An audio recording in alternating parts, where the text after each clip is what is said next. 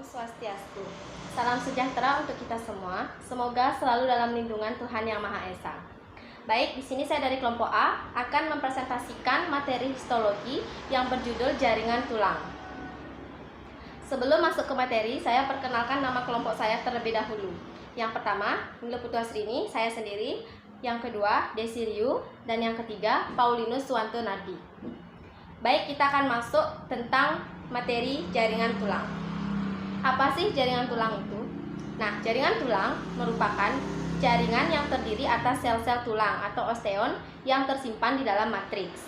Nah, jenis-jenis jaringan tulang ada dua. Yang pertama, tulang muda atau primer, dan yang kedua, tulang dewasa atau tulang sekunder.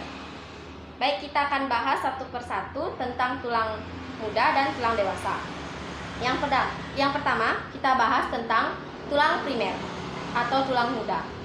Nah, dalam pembentukan suatu tulang atau dalam proses penyembuhan kerusakan tulang, maka tumbuh tulang yang bersifat muda atau primer, tetapi dia hanya sementara karena nanti akan digantikan oleh tulang dewasa atau tulang sekunder.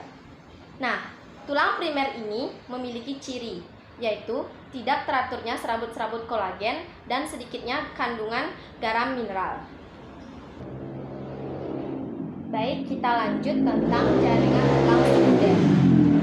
Nah, jenis tulang ini biasanya terdapat pada kerangka orang dewasa. Adapun ciri khasnya yaitu serabut-serabut kolagen yang tersusun dalam lamela atau lapisan setebal 3-7 mm. Dia itu sejajar satu sama lain dan melingkari konsentris saluran di tengah yang dinamakan dengan saluran kanalis Haversi.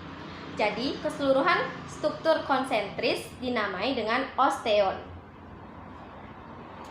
Di antara masing-masing osteon seringkali terdapat substansi amorf yang merupakan bahan perekat. Sekian materi dari jaringan tulang primer dan tulang sekunder. Sekarang kita lanjut ke periosteum. Periosteum. Apa sih periosteum itu? Bagian luar dari jaringan tulang diselubungi oleh jaringan pengikat pada fibrinosa yang mengandung sedikit sel. Pembuluh darah yang terdapat di bagian periosteum di luar akan bercabang-cabang dan menembus ke bagian dalam periosteum yang selanjutnya sampai ke dalam kanalis Volkmanni. Nah, bagian dalam dari periosteum disebut dengan lapisan osteogenik. Baik, kita lanjut tentang endosteum. Apa sih endosteum itu? Endosteum merupakan lapisan sel-sel yang berbentuk gepeng yang membatasi rongga sumsum tulang dan melanjutkan diri ke seluruh rongga-rongga dalam jaringan tulang yang termasuk kanalis Haversi dan kanalis Volkmanni. Sekarang kita lanjut tentang komponen jaringan tulang. Jaringan tulang yang sedang tumbuh dapat dibedakan jadi 4 macam. Yang pertama, sel osteoprogenitor. Yang kedua, sel osteoblast. Yang ketiga, sel osteosit. Dan yang keempat, sel osteoklas. Kita akan bahas satu persatu. Yang pertama, kita bahas terlebih dahulu sel osteoprogenitor. Nah, sel tulang ini bersifat osteogenik. Sel-sel tersebut berada pada permukaan jaringan tulang, pada periosteum bagian dalam, dan juga pada endosteum. Selama pertumbuhan tulang, sel-sel osteogenik ini membelah diri dan menghasilkan sel-sel osteoblast yang pada gilirannya akan membentuk tulang. Sebaliknya, pada permukaan dalam dari jaringan tulang, tempat terjadinya pengikisan jaringan tulang, sel-sel osteogenik ini akan menghasilkan sel osteoklas. Jadi ada dua yang dihasilkan. Yang pertama tadi sel osteoblast dan yang kedua sel osteoklas.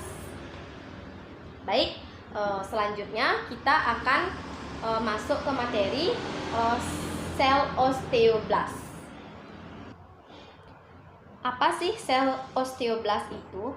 Jadi sel osteoblast ini sangat bertanggung jawab atas pembentukan matriks tulang. Sewaktu membentuk matriks tulang, sel-sel osteoblast ini terdapat berderet-deret dalam satu lapisan pada permukaan. Jaringan tulang sebagai sel berbentuk kuboid atau silindris pendek yang saling berhubungan. Lanjut kita ke sel osteosit.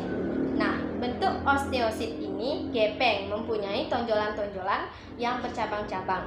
Bentuk ini dapat digunakan dari bentuk lakuna yang ditempati oleh osteosit bersama tonjolan-tonjolannya dalam kanalikuli. Osteosit mempunyai peranan penting dalam pembentukan matriks tulang di sekitarnya. Osteosit yang terlepas dari lakunanya akan mempunyai kemampuan menjadi sel osteoprogenitor. Kemudian yang pada gilirannya tentu saja dapat berubah juga menjadi osteosit lagi atau sel osteoklas. Kita lanjut yang terakhir, sel osteoklas.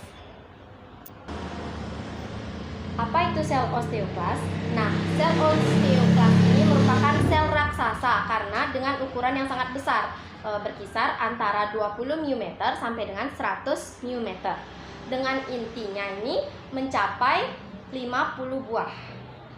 Nah, sel ini ditemukan oleh ahli yang bernama Kolliker pada tahun 1873. Dia telah menduga bahwa terdapat hubungan sel osteoklas dengan resorpsi tulang.